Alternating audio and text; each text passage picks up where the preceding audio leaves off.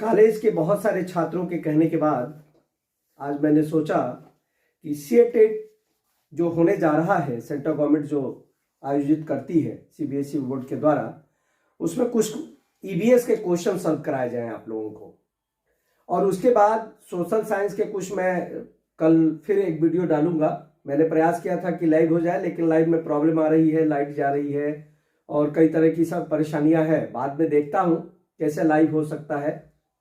लेकिन आज जो पहली क्लास है आप लोगों के लिए, वो मुझे लगता है कि थोड़ा सा आप लोगों को परेशानी हो रही होगी और स्वाभाविक रूप से ये चीज़ें हैं। परेशानी तो है, पहला दिन है, इसको अरेंज करना और ठीक से इसे मतलब संचालित करना थोड़ी समस्या आ रही है, इसमें कहीं दो राय नहीं है। देख ही रहे हैं ये सब फिट करने में और सब अरेंज करने में ये समस्या है। अब इसमें हम बहुत ज़्यादा टाइम न लेते हुए सीधे सीधे जो आया हुआ क्वेश्चन है उसको सॉल्व करते हैं। पहला है वन्य जीव सुरक्षा परिषद।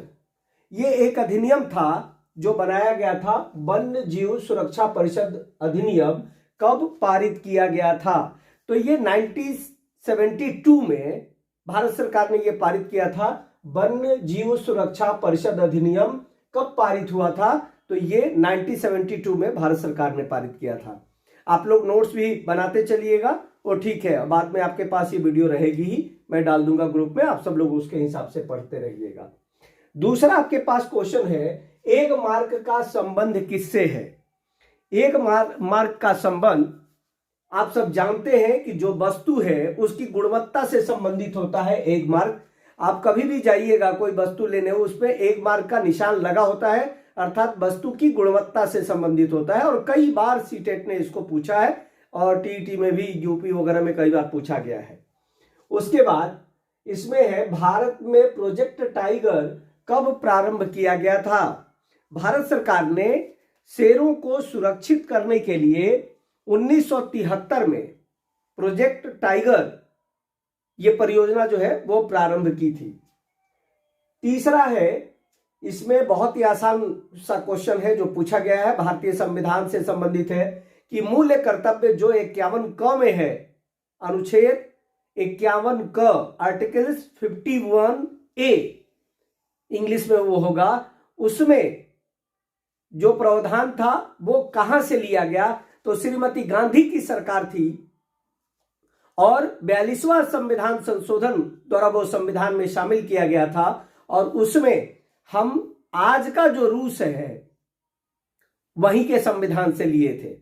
आज के मतलब पूर्व का सोवियत संघ, आज का जो रूस है और पहले का जो सोवियत संघ है उसी के संविधान से 42वें संविधान संशोधन द्वारा श्रीमती इंदिरा गांधी की सरकार ने भारत के संविधान में 51 अनुच्छेद 51 में एक परंतु जोड़ते हुए 51 क बनाया और उसमें मौलिक कर्तव्यों को शामिल किया गया। स्कर्वी रोग, इसमें आपसे पूछा गया है कि स्कर्वी रोग किस विटामिन की कमी से होता है? स्कर्वी आप जानते हैं, स्कर्वी रोग जो है विटामिन सी की कमी के कारण होता है।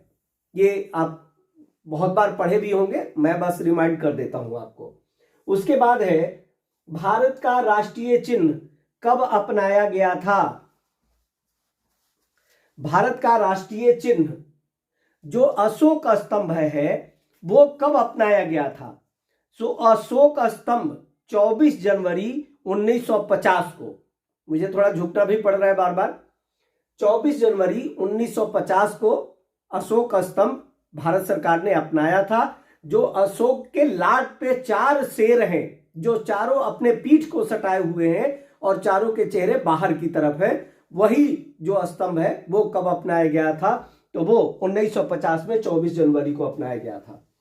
अगला क्वेश्चन है, वो है गंगा नदी का उद्गम स्थल है। गंगा नदी का उद्गम स्थल गंगोत्री में है, जो वहां की गंगोत्री ग्लेशियर से निकलती है और कई नदियों को मिला करके वो भागीरथी, अलकनंदा, ये सब मिलकर के फिर हरिद्वार के पास आते आते वो जमीन पे आती हैं। उसके बाद है, द ओरिजिन ऑफ स्पीसीज, प्रजातियों की उत्पत्ति किसकी रचना है? ये चार्ल्स डार्विन की रचना है। वो बताते हैं कि प्रजातियों की उत्पत्ति कैसे हुई थी, तो ये उनकी रचना है। नेक्स्ट जो है, पुष्कर मेला कहाँ आयोजित होता है? पुष्कर, ब्रह्मा जी का एकमात्र मंदिर पुष्कर में है और वो राजस्थान में है। और राजस्थान के आपको अजमेर में ये स्थान है और उसी अजमेर में वो मेला लगता है और वहां पुष्कर मेला आपको आयोजित होता है। तो ये था 9 क्वेश्चन। उसके बाद इसे हम पलट देते हैं और पलटने के बाद और कुछ क्वेश्चन है जिसको हम लोग सॉल्व करेंगे। अब आपका जो अगला क्वेश्चन है वो है, अंतर्राष्ट्रीय न्यायालय का मुख्यालय कहाँ स्थित है? अंतर्राष्ट्रीय न्यायालय मतलब पूरे विश्व के लिए एक न्यायालय है जो यूएनओ का एक पार्ट है, एक अंग है, और वह नीदरलैंड के हेग में स्थित है। अंतर्राष्ट्रीय न्यायालय का मुख्यालय जो है वो नीदरलैंड एक देश है जो यूरोपीय कंट्री में है और वह इसका एक शहर है हेग, वहीं ये स्थित है। संविधान सभा ने राष्ट्रगान को या राष्ट्रीय गीत को कब अपनाया था? तो आप देख सकते हैं राष्ट्रगीत को 24 जनवरी 1950 को, जब हमारा राष्ट्रीय चिन्ह अपनाया गया 24 जनवरी 1950 को, उसी दिन 24 जनवरी 1950 को ही राष्ट्रगीत भी, राष्ट्रगान भी आपको अपनाया गया। गिर शेर परियोजना अवस्थित है। गिर एक अभ्यारण्य है जो गुजरात में है और उसी में गिर शेर परियोजना प्रारंभ किया गया था। तो ये थोड़ा सा घुमा दिया है क्वेश्चन आपका। और गिर शेर परियोजना कहां अवस्थित है? तो गुजरात में वो स्थित है। कोटोपैक्सी जागृत एक ज्वालामुखी है। विश्व में कोटोपैक्सी जागृत एक ज्वालामुखी है और वो पूछ रहा है कि यह कहां है। ये एंडीज पर्वत है और एंडीज पर्वत में ही कोटोपैक्सी जागृत ज्वालामुखी स्थित है। वो इसी तरह से कुछ पर्वतों का नाम दिया हुआ है ऑप्शन में और उसमें जो एंडीज पर्वत है उसी एंडीज पर्वतमाला में यह अवस्थित है।